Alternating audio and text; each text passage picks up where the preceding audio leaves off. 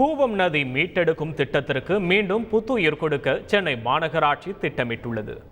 2006, 2011 திமுக ஆட்சியில் மு.க. ஸ்டாலின் துணை முதல்வராக இருந்தபோது கூவம் நதியை சீரமைக்க அமெரிக்காவின் சான் ஆண்டனியோ மாகாணத்துடன் சகோதர ஒப்பந்தம் கையெழுத்தானது.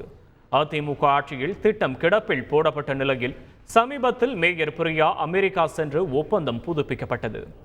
அப்போது சான் ஆண்டனியோவில் நதியை மீட்டெடுத்து சுற்றுலா தலமாக மாற்றியதை போல் கூவத்தையும் சீரமைக்க ஆய்வு செய்து அறிக்கை வழங்கவும் கோரிக்கை விடுக்கப்பட்டது. இது தொடர்பாக சர்வதேச சுற்றுச்சூழல் மேம்பாடு மற்றும் அறிவியல் விவகாரங்களுக்கான அமெரிக்க வெளியுறவுத்துறை துணை அமைச்சர் ஜெனிஃபர் லிட்டில் ஜான், அமெரிக்க துணை தூதர் கிறிஸ் உள்ளிட்ட அமெரிக்க பிரதிநிதிகள் சென்னை வந்துள்ளனர். அவர்களுடன் ஆலோசித்த மேயர் பிரியா கூட்டாக கூவம் நதியை பார்வையிட்டனர். முதல்வரின் கனவு திட்டமான கூவம் நதி மீட்டெடுக்கப்படுவதற்கான சாத்தியக்கூறுகள் மற்றும் திட்ட அறிக்கை தயாரிக்கவும் சென்னை மாநகராட்சி திட்டமிட்டுள்ளதாக தகவல் வெளியாகியுள்ளது.